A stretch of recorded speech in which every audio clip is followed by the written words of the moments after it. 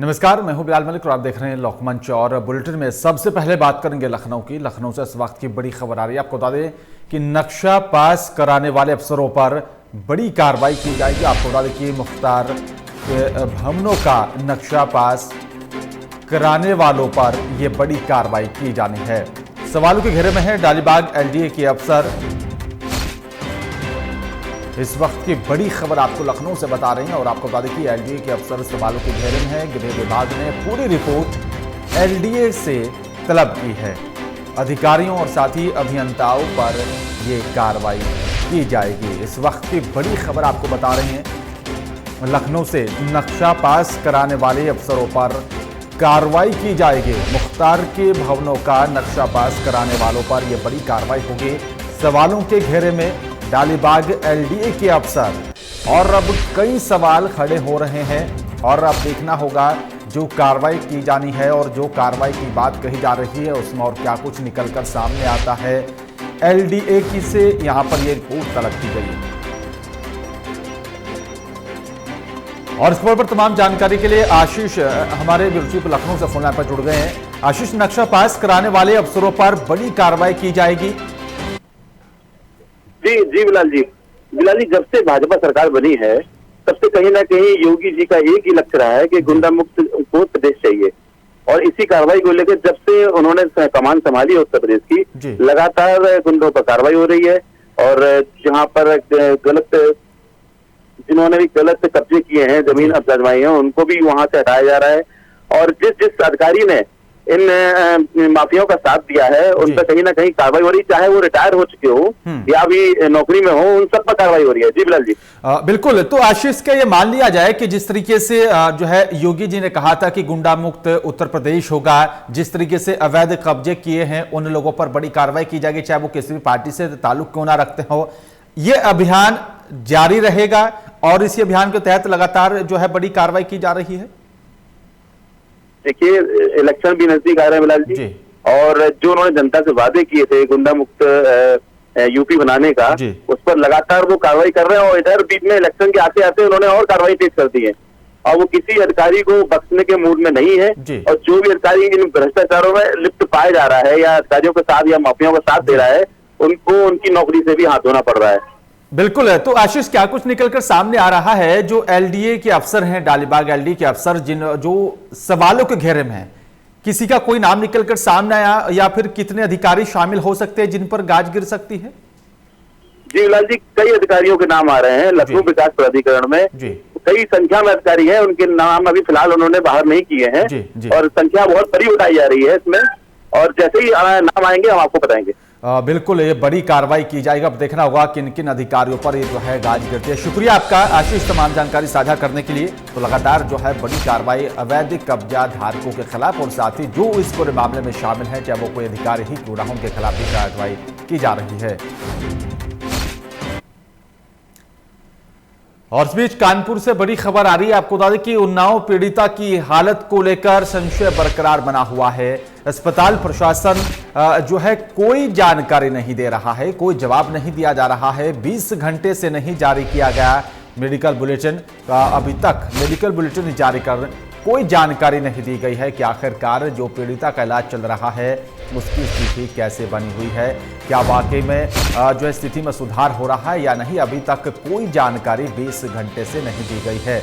और साथ ही आपको बता दें कि मीडिया के प्रवेश पर भी रोक लगाई गई है। जो है रिजेंसी हॉस्पिटल में चल रहा है पीड़िता का इलाज और अब कई सवाल भी खड़े हो रहे हैं। और आपको बता दें कि 20 घंटे से जो है कोई जानकारी पीड़िता के इलाज को लेकर नहीं मिल पा रही है। कानपुर से जो है बड़ी खबर आपको बता रही कि उन्नाव पीड़िता की हालत को लेकर संशय बरकरार बना हुआ है और अब सवाल भी कई खड़े हो रहे हैं कि क्या माना जाए, क्योंकि जो है कोई जानकारी नहीं मिल पा रही है। और इस खबर पर तमाम जानकारी के लिए हिमांशु हमारे संवाददाता कानपुर से फोन लाइन पर जुड़ गए हैं। हिमांशु, पीड़िता के बारे में कोई जानकारी नहीं मिल पा रही है जिसको लेकर संशय बरकरार बना हुआ है, क्या कुछ अपडेट मिल पा रही है? बिलाल जी, मैं आपको बता दूं, यहाँ पर लगातार डॉक्टर द्वारा ये आश्वासन दिया जा रहा था। कल भी आश्वासन दिया गया था कि रात में 8:30 बजे मेडिकल बुलेटिन जारी कर दिया जाएगा। उसके बाद भी रात में बुलेटिन नहीं जारी किया, जिसके पश्चात उन्होंने सुबह की टाइमिंग रखी थी कि 8:30 बजे उसके बारे में बताया जाएगा। इस वक्त जो है 12 बजने वाले हैं और पीड़िता का अभी भी तक मेडिकल बुलेटिन जारी नहीं किया गया है लगातार। और यहाँ पे मीडिया को भी अंदर अस्पताल में घुसने से मना कर दिया गया है। अभी कई अधिकारी गए हैं, वो अंदर डॉक्टरों से बात करेंगे और शायद कुछ ही देर में मेडिकल बुलेटिन जारी किया जा सकता है।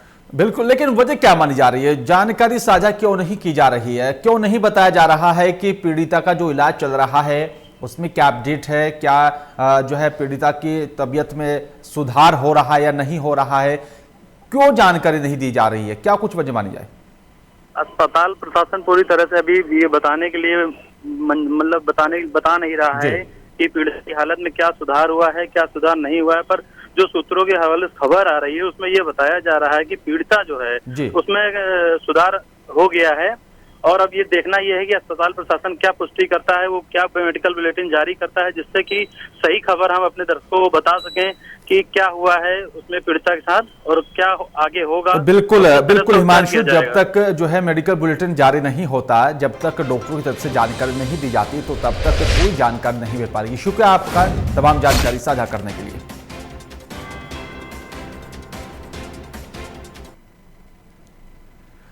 और इस बीच कानपुर से एक और बड़ी खबर आ रही है। आपको बता दें कि सपा नेत्री ने जबरन अस्पताल परिसर में घुसने का प्रयास किया है और आपको बता दें कि सपा नेत्री की हुई पुलिसकर्मियों के साथ झड़प, महिला सभा की यहां पर अध्यक्ष नूरी शौकत की यहां पर जो है बहस भी हुई है। पीड़िता के परिजनों से मिलने की कर रही थी मांग और जिसको यहां पर रोकने की प्रशासन ने कोशिश की और जिसको लेकर जो है पुलिसकर्मियों के साथ सपा नेता की झड़प भी हुई है। क्योंकि जिस तरह से जो है अस्पताल परिसर में बताया जा रहा है कि सपा नेत्री की तरफ से घुसने की कोशिश की जा रही थी, पुलिसकर्मियों ने रोकने की कोशिश की और साथ ही पुलिसकर्मियों से सपा नेता की झड़प भी हुई है। महिला सभा के अध्यक्ष हैं नूरी शौकत। और इस खबर पर तमाम जानकारी के लिए हिमांशु हमारे संवाददाता फोन लाइन पे जुड़ गए हैं। हिमांशु, सपा नेत्री जबरन अस्पताल परिसर में घुसने की कोशिश कर रही थी, जिसको लेकर पुलिसकर्मियों के साथ उनकी झड़प हुई, क्या कुछ अपडेट मिल पा रहा है? मैं बताता हूँ आपको बिलाल जी, यहाँ पे लगातार जो विपक्ष था वो अपनी मौजूदगी बरकरार रखे हुए था। इस बाबत सपा नेत्री जो थी नूरी शौकत, महिला जिलाध्यक्ष, वो यहाँ पर आई। उन्होंने अस्पताल के अंदर घुसने की कोशिश करी, जिस पर कि उनको अस्पताल के जो गेट बाहर सिक्योरिटी गार्ड लगे थे उन्होंने अंदर जाने से रोका। साथ ही पुलिस बल भी मौजूद था, उन्होंने भी अंदर जाने से रोक दिया उनको कि आप अंदर नहीं जाएंगी, जो भी है डॉक्टर इलाज कर रहे हैं। और जब अस्पताल प्रशासन जो भी निर्णय लेगा वो निर्णय माना जाएगा।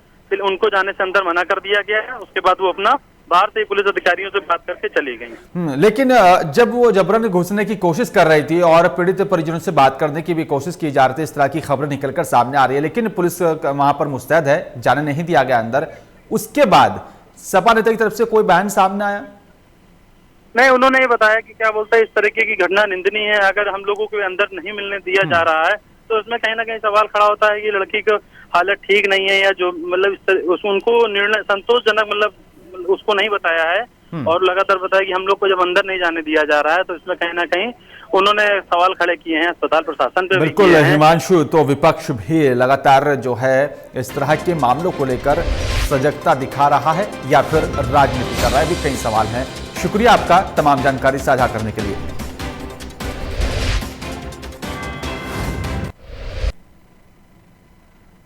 और इस बीच अमरोहा से बड़ी खबर आ रही है। आपको बता दें कि शबनम ने फिर लगाई राज्यपाल से दया याचिका की गुहार। चर्चित बामन खेड़ी कांड की गुनहगार है शबनम के बेटे ने राष्ट्रपति से लगाई मां के लिए दया की गुहार। राज्यपाल की ओर से पहली याचिका हो चुकी है खारिज। शबनम के डेथ वारंट पर कभी भी हो सकते हैं हस्ताक्षर। आजादी के बाद भारत में फांसी होने वाली जो है पहली महिला होगी शबनम, जो है जिस महिला को फांसी दी जाएगी, क्योंकि जब से देश आजाद हुआ किसी महिला को फांसी की सजा नहीं सुनाई गई थी और फांसी नहीं हुई, लेकिन शबनम को आजादी के बाद भारत में पहली बार जो है फांसी दी जा सकती है। शबनम ने प्रेमी के साथ मिलकर की थी अपने परिवार की निर्मम हत्या और इस पूरे मामले में ही शबनम को फांसी की सजा सुनाई गई है। दया याचिका एक बार फिर से जो है लगाई गई है। अब देखना होगा कि इस जो है दया याचिका पर जो है क्या कुछ फैसला होता है। और इस खबर पर तमाम जानकारी के लिए इकबाल अंसारी हमारे संवाददाता फोन लाइन पर जुड़ गए हैं। इकबाल, शबनम ने फिर से राज्यपाल से दया याचिका की गुहार लगाई है, क्या कुछ अपडेट मिल पा रहा है? सर, आपकी आवाज नहीं मिल पा रही है। इकबाल, शबनम ने एक बार फिर से राज्यपाल से याचिका दायर कर गुहार लगाई है, दया याचिका लगाई गई है, क्या कुछ अपडेट मिल पा रहा है? जी सर, मैं आपको बता दूं, जनपद अमरोहा के ग्राम बावन खेड़ी का मामला है जो 14-15 अप्रैल 2008 को ये हादसा हुआ था, जिसमें शबनम ने अपने परिवार के 7 सदस्यों को कुल्हाड़ी से काट करके उनकी हत्या कर दी थी, प्रेम प्रदर्शन के मामले को लेकर के। अब उसमें याचिका राष्ट्रपति के यहाँ पर लगी हुई थी, जो खारिज हो गई थी, लेकिन अब शबनम के वकील ने जो अपने आनंदीबेन पटेल है, राज्यपाल उत्तर प्रदेश की, उनके यहाँ पर दया याचिका लगाई है कि हमारी जो है माफ कर दिया जाए। अब देखना ये होगा कि आनंदीबेन पटेल राज्यपाल जो है दया याचिका को खारिज करती हैं या उसको क्या करती हैं। बिल्कुल, अब देखना होगा कि जो है क्या कुछ और निकलकर सामने आता है। शुक्रिया आपका इकबाल, तमाम जानकारी साझा करने के लिए।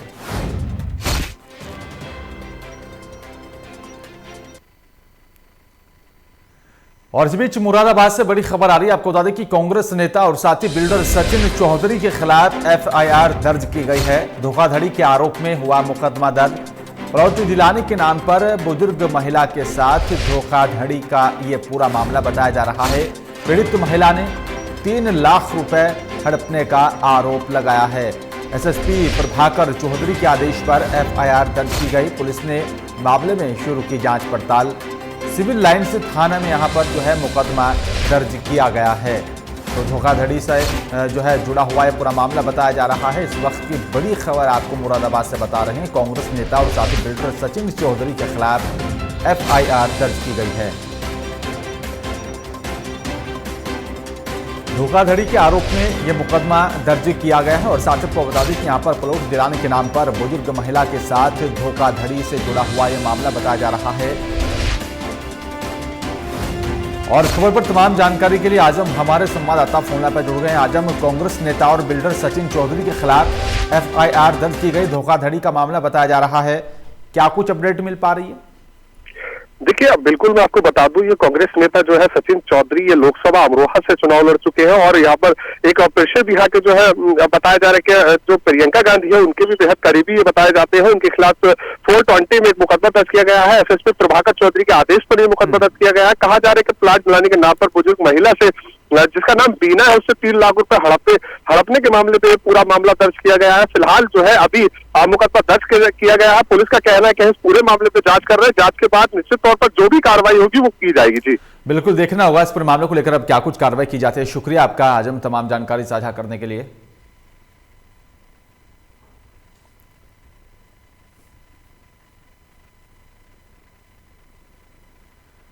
और इस बीच बिजनौर से बड़ी खबर आ रही है। आपको बता दें कि रिक्रूट आरक्षियों की ट्रेनिंग का हुआ आयोजन।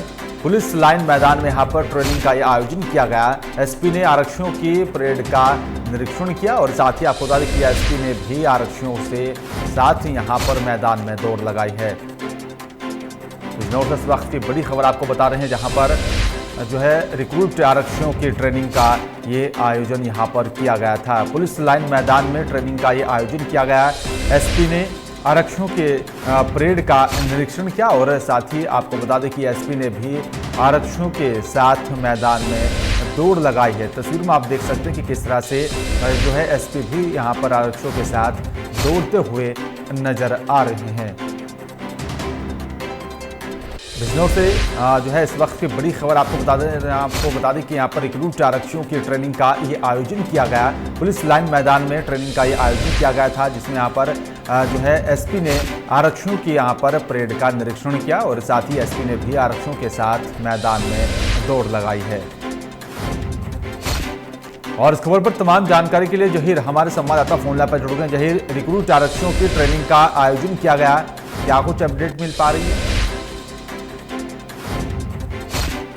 जो जहम की ट्रेनिंग की जा रही थी, उसमें आज बिजनौर के पुलिस अधीक्षक मौके पर पहुंचे और जो रिक्रूट ट्रेनिंग ले रहे थे उनको अपने उनके बारे में जानकारी की। साथ ही जब दौड़ लगा रहे थे रिक्रूट, तो कप्तान जो है जिले के डॉक्टर धर्मवीर सिंह, उन्होंने भी रिक्रूट के साथ जो है दौड़ लगाई, जिससे जो है पुलिस विभाग के जो नए रिक्रूट जो पुलिसकर्मी हैं उनका मनोबल काफी बढ़ाता हुआ देखने को मिला है। जी बिल्कुल, लेकिन जहीर जो रिक्रूट आरक्षियों की ट्रेनिंग का जो आयोजन किया गया और साथ ही निरीक्षण किया गया एसपी की तरफ से, तो निरीक्षण करने के बाद एसपी की तरफ से क्या कुछ कहा गया?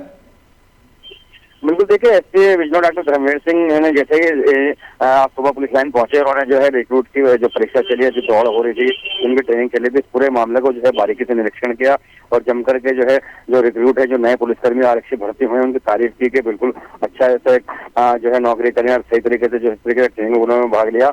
साथ ही पुलिस अधीक्षक में जो है उनके साथ जो दौड़ लगा रहे थे, जो पुलिसकर्मी नए थे, उनके साथ दौड़ लगाकर भी अपने आप को दिखाया कि वो पुलिसकर्मियों के साथ हैं। जी शुक्रिया आपका जहीर, तमाम जानकारी साझा करने के लिए और विस्तार से बातचीत करने के लिए। आपको बता दें कि रिक्रूट किए गए यहाँ पर आरक्षकों का जो है ट्रेनिंग का ये आयोजन यहाँ पर किया गया था।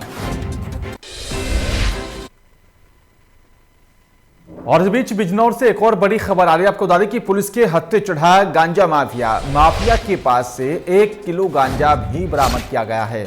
काफी समय से जो है यहां पर लगातार गांजा तस्कर की जो है गिरफ्तारी करने को लेकर ये कदम उठाए जा रहे थे और साथ ही आपको बता दें कि यहाँ पर गांजे का ये काफ़ी दिन से कारोबार कर रहा था और पुलिस ने मामला दर्ज कर आरोपी को जो है गिरफ्तार कर लिया है। अफजलगढ़ थाना क्षेत्र के गढ़वा गांव का ये पूरा मामला बताया जा रहा है। और इस खबर पर तमाम जानकारी के लिए जहीर हमारे संवाददाता फोन लाइन पर जुड़ गए हैं। जहीर, पुलिस के हत्थे एक बार फिर से गांजा माफिया चढ़ा है, क्या कुछ अपडेट मिल पा रही है? थाना क्षेत्र का मामला है, जहां पर गढ़वा वाला इलाके में पुलिस ने चेकिंग कर रही थी। इस दौरान एक शख्स को पुलिस ने संदिग्ध अवस्था में गिरफ्तार किया। तलाशी लेने पर उसके पास से 1 किलो जो है गांजा बरामद हुआ है। बताया जा रहा है काफी दिनों से गांजे की तस्करी में वो लगा हुआ था। पुलिस इसके खिलाफ जो है मामला दर्ज करके उसको जेल भेजने की कवायद में जुट गई है। जी लेकिन लगातार जो है नशे का काला कारोबार फल फूल रहा है, क्या कुछ वजह मानी जाए? जहीर लगातार गिरफ्तारियां भी हो रही हैं, लेकिन इस तरह के मामलों में इजाफा हो रहा है। बिल्कुल, देखिए पुलिस अपने समय समय पर कार्रवाई तो करती है, लेकिन इसके बावजूद भी जो तस्कर हैं अपने जो है बाज नहीं आते हैं और जो नशे का सामान है उसको बेचने में लगे हैं, क्योंकि कम जो है माल दाम में खरीदते हैं, वो अधिक मोटा मुनाफा के चक्कर में जो है लोगों को और जो युवाओं को जो है नशे की लत लग रही है, इसलिए पुलिस ने कार्रवाई करते हुए उसको जेल भेजा है। जी शुक्रिया आपका जहीर, तमाम जानकारी साझा करने के लिए। तो गांजा तस्कर को गिरफ्तार कर जो है जेल भेज दिया और साथ ही आपको बता दें कि लगातार नशे का काला कारोबार जो है बिजनौर में फल फूल रहा है। थाना अफजलगढ़ क्षेत्र के अंतर्गत जो मुखबिर की सूचना पर थाना पुलिस द्वारा ग्राम गढ़वा के कब्रिस्तान में छापेमारी की गई, जिसमें कि शहजाद पुत्र लियाकत को 1 किलो गांजे के साथ जो पकड़ा गया है और आवश्यक विधिक कार्रवाई करते हुए उसे जेल भेज दिया गया है। और इस बीच अमेठी से बड़ी खबर आ रही है। आपको बता दें कि पुलिस अधीक्षक दिनेश सिंह ने यहां पर किए तबादले। 19 उप निरीक्षकों के कार्य क्षेत्र में बदलाव किया गया है। लगातार बढ़ रहे अपराधों को लेकर ये जो है बड़ा फेरबदल किया गया। कानून व्यवस्था दुरुस्त करने के लिए ये फैसला लिया गया है। अमेठी से इस वक्त की बड़ी खबर आपको बता रहे हैं, जहां पर जो है फेरबदल किया गया। पुलिस अधीक्षक दिनेश सिंह ने यहाँ पर जो है तबादले किए। 19 उप निरीक्षकों के यहाँ पर कार्यक्षेत्र में बदलाव किया गया है। लगातार बढ़ रहे अपराधों को लेकर यह बड़ी कार्रवाई की गई। कानून व्यवस्था दुरुस्त करने के लिए यह फैसला लिया गया है। और इस खबर पर तमाम जानकारी के लिए तौफीक हमारे संवाददाता फोन लाइन पर जुड़ गए हैं। तौफीक, पुलिस अधीक्षक दिनेश सिंह ने यहाँ पर जो है तबादले किए, क्या कुछ अपडेट मिल पा रही है? पेटी जिला के पुलिस अधीक्षक ने 19 उप निरीक्षकों के तबादले किए हैं, जिसमें से 8 उप निरीक्षक ऐसे हैं जो पुलिस लाइन में थे, जिन्हें थाना नहीं मिला था। इन लोगों को भी थाना दिया गया है और शेष अन्य जो थाने में मौजूद थे उनके भी कार्य क्षेत्र में बदलकर दूसरे थाने पे जो है इनकी तैनाती की गई है। बिल्कुल तौफीक, क्या कुछ माना जाए कानून व्यवस्था सुचारू रूप से बनी रहे, उसी को लेकर ये यहाँ पर तबादले किए गए, कितना कारगर साबित? बिल्कुल शांति व्यवस्था के साथ कानून व्यवस्था जो है सही सलामत रहा है, इसके लिए। और देखा गया कि अमेठी में इस बीच जो है अपराध कुछ ज्यादा बढ़ गए थे, इसी को संज्ञान में लेते हुए पुलिस अधीक्षक ने बदलाव किया है। शुक्रिया आपका तौफीक, तमाम जानकारी साझा करने के लिए।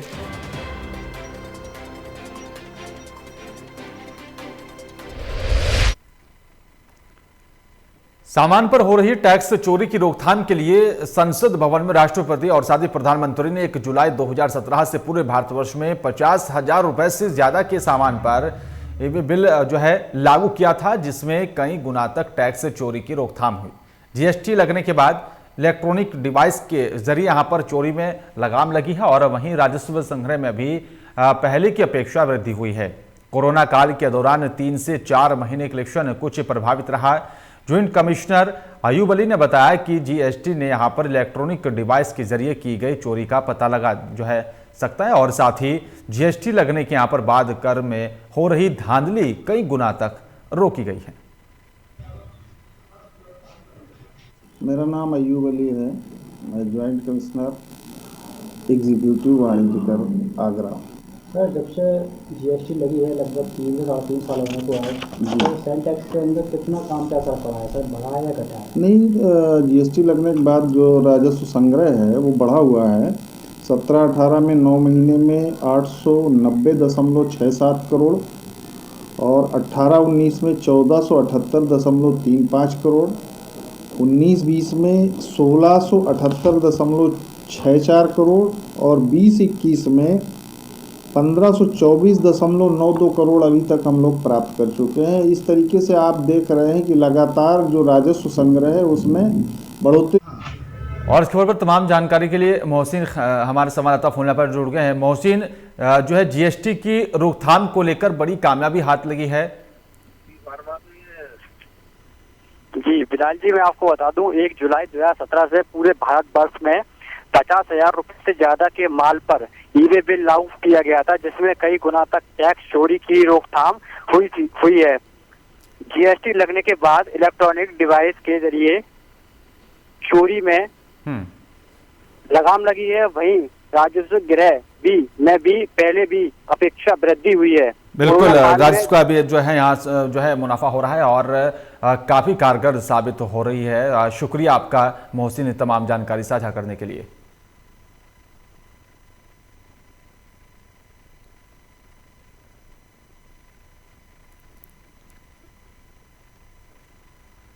जिलाधिकारी सैमुअल पाल और साथी एडीएम डॉक्टर पंकज वर्मा ने आलापुर तहसील क्षेत्र के तेंदुआई कला में पहुंचकर लिंक एक्सप्रेसवे निर्माण कार्य का जायजा लिया और साथ ही कर्मचारियों से बातचीत की। आपको बता दें कि यहां पर योगी सरकार की dream project Gorakhpur link expressway का निर्माण कार्य जारी है। वहीं आलापुर तहसील क्षेत्र में अप्रोच मार्ग का निर्माण कार्य नहीं होने की स्थानीय लोगों ने यहां पर आपत्ति भी जताई है। संघर्ष समिति के सदस्यों ने यहां पर इस संबंध में महापंचायत का ऐलान भी किया था। जिलाधिकारी एडीएम और साथ ही एसडीएम ने संघर्ष समिति के सदस्यों और साथ ही निर्माण इकाई के कर्मचारियों से बातचीत कर मामले में कार्रवाई का भरोसा दिया है।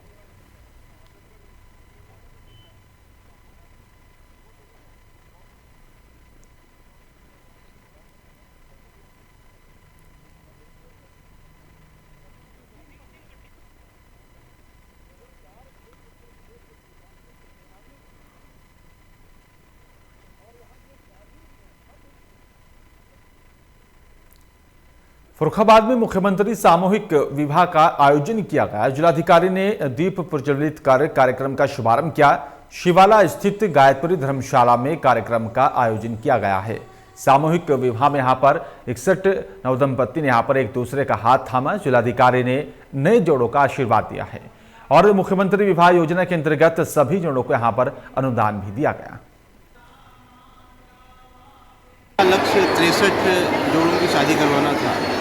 63 जोड़े पंजीकृत किए गए हैं, अब तक 58 आ चुके हैं, शेष भी आने वाले हैं।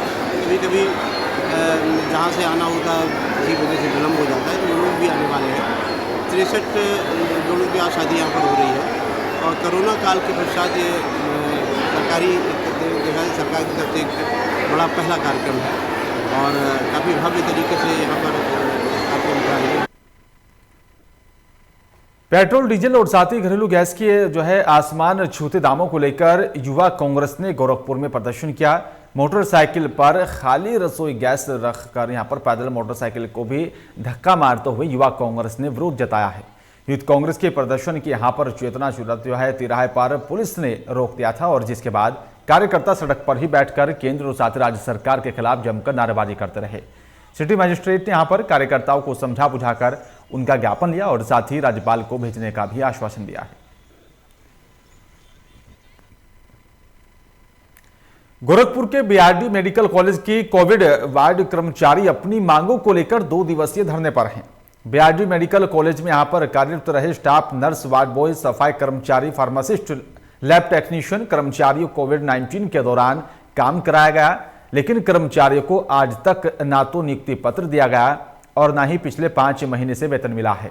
साथ ही बेरोजगारी के दौर में उनकी नौकरी भी छीनी जा चुकी है और साथ ही इन्हीं समस्याओं को लेकर स्टाफ नर्स अमृता यादव के नेतृत्व में स्वास्थ्य कर्मचारियों ने बीआरडी मेडिकल कॉलेज के परिसर में ही प्रदर्शन शुरू किया। अभी ये ऐसे ही जारी रहेगा जब तक हमारी मांगे नहीं पूरी की जाएंगी। तीनों कंपनीज के जो एम्प्लॉय हैं यहाँ पे, प्रिंसिपल सिक्योरिटी, हर्ष इंटरप्राइजेस और बीआईएस, इन तीनों कंपनीज में जितने भी एम्प्लॉयज की रिक्रूटमेंट हुई थी, उन्हें जब तक नौकरी पे वापस से नहीं रखा जाएगा, उन्हें अस्थायी नहीं किया जाएगा यहाँ पे, तब तक कंटिन्यू ये ऐसे ही धरना। और इस बुलेटिन में फिलहाल मेरे साथ सिर्फ इतना ही। बाकी तमाम खबरों के लिए आप देखते रहिए लोकमंच। नमस्कार।